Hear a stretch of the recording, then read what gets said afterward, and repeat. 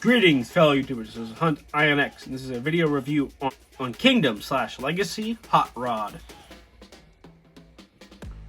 And here you have Hot Rod in his vehicle mode. See, it's a little futuristic sports car. Very nice looking. I actually quite like the look of this. I actually have to kind of be a little weird the way I transform. Like, I can't plug his legs all the way together, or else this part can pop up. I don't know, I have weird quality control issues with my Hot Rod. Comparing him to his previous Legends counterpart, we have Combiner Wars Legends Hot Rod, and we have, what is this? Cybertron Legends Exilion.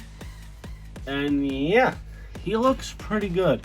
Now, you can definitely tell this is supposed to be Rodimus, right? So you can technically have this still be Rodimus Prime in your Legends scale and have this one be Hot Rod, if you really wanted to.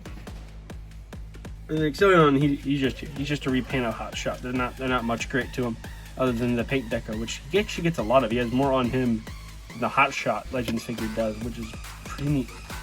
So, sliding these guys out of here, moving them out of the way. Now let's kind of show you the accessory Hot Rod has. This is part of the Build-A-Sword thing they're doing for Legacy. So, I prefer to plug it in right there on top, because it's just kind of, you know, like if he runs an auto, I have Iguanus over here. When he runs a Decepticon over, you know, their knee is gonna get right on that and suck.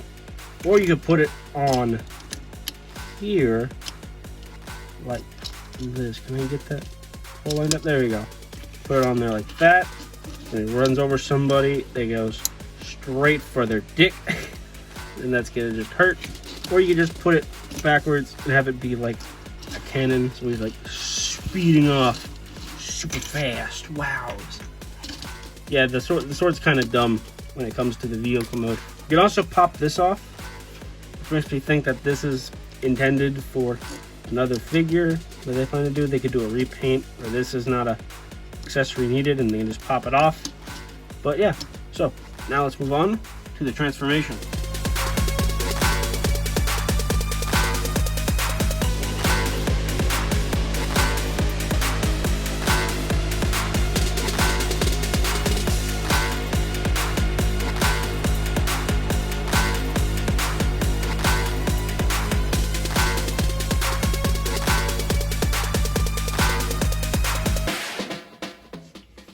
Here we have Hot Rod in his robot mode. Taking just a closer look at his face. Look at that. What a nice little handsome boy right there. I like the faux chest. It would have been nice if this was the real chest, but I like the faux chest as it is. Arm detailing with the pipes on the side. Orange on the legs, which are a little loose at the knees on my copy. You got the leg detail right there. None of it's painted, but it's there. Tires. Backpack. The spoiler actually tabs into his back right there. So it actually locks into place. I also like that these are all on. When I first saw this, I was like, oh no, these pegs, they're going to, you know, get loose and stuff. No, they're actually kind of squared off. I don't know how well you can kind of see that in there. You can see it better on this. Like, it's squared right there, so it's gonna lock into place when you reach that point. It's never, like, if that gets loose, it's only gonna wiggle up that far. It's never gonna like flop up and down all over the place. And then of course that plugs in there, so pretty good. Same thing for this. This is on a squared angle, so it locks into place. Even with this, you know, you can remove this from his back, use it as a gun, and this still sits in place. You also have a hole on the back, so if you wanted this to be facing the back of him, you can do that. I don't know why, because there's a perfectly good spot for you to place this on his back. So anyway, for articulation, he's got a swivel at the head, which is a little hollow, and which is unfortunate, but I mean, it looks fine. Got a ball joint at the arm. Fortunately, there's not a lot of outward movement. There's a lot of forward movement, which is good, but not a lot of out.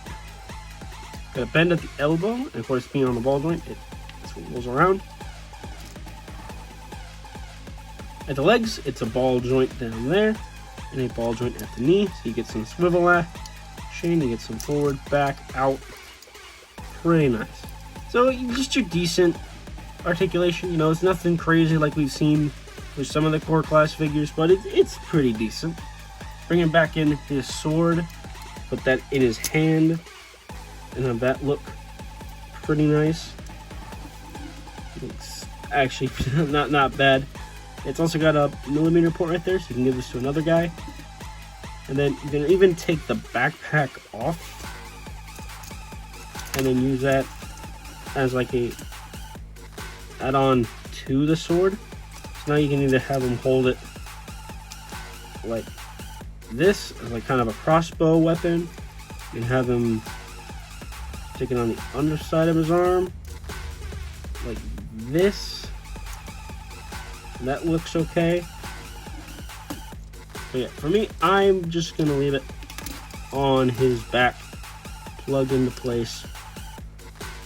That with this, you know, all put together. And the sword, just gonna keep it in his hand, like so. And here's Legacy / Kingdom Hot Rod next to Combiner Wars Rodimus and Transformers Cybertron Legends Exilion. And yeah, that's pretty much how he looks. You know, you got very much Rodimus Prime kind of look here, kind of. Got this very much like G1 toy Hot Rod and like his look and stuff, and then just normal Hot Rod right there. I would have to say, out of all of these, Legacy / Kingdom Hot Rod is probably my favorite, but I don't know. I really liked the Combiner Wars one for a while, and this guy, I mean, he ain't bad though. It's just a little my copy's a little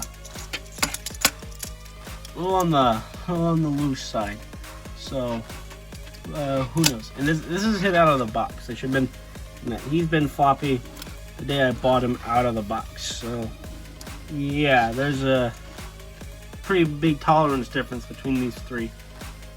And for your standard comparisons, here he is next to Core Class Studio Series Shockwave and Core Class Kingdom Optimus Prime. So that has been my video review on Kingdom / Legacy Core Class Hot Rod. And honestly, I quite like this figure. I really do. When the images of this guy first were leaked, like way back when he was getting first released in Kingdom, I wasn't quite sure. He seemed very kibbly on the back. Arms seemed really stumpy, but having him in hand, you know, and just seeing how the transformation works, how solid all the kibble plugs into each other, and just the kind of poses you can get him in despite having pretty limited articulation compared to the rest of the core class figures, like, he just ended up growing on me. He's probably my favorite for like Autobot we've gotten from the core class line so far. Optimus is still my absolute favorite. A lot of y'all crap on this figure. I think he is awesome. I might actually review him at some point so I can sing his praises, because I actually quite like that figure. And everyone I know on like the internet and friends seem to like just hate that figure, but I love it. And I love this Hot Rod as well. I don't know the general consensus behind him. I don't know if we like him, if we hate him. I don't know, I haven't really looked into that. But for the most part, when it comes to, for me at least, I love this Hot Rod. He's so freaking cool. He's just so fun to mess with. Hot Rod is probably my favorite Autobot, and this guy is just so fun to mess with. I even got him the same day I got my Studio Series Shockwave here, you guys just saw, who is a pretty cool figure, but completely redundant now, ain't he? Huh? Thanks, Legacy. But yeah. So that has been my video review on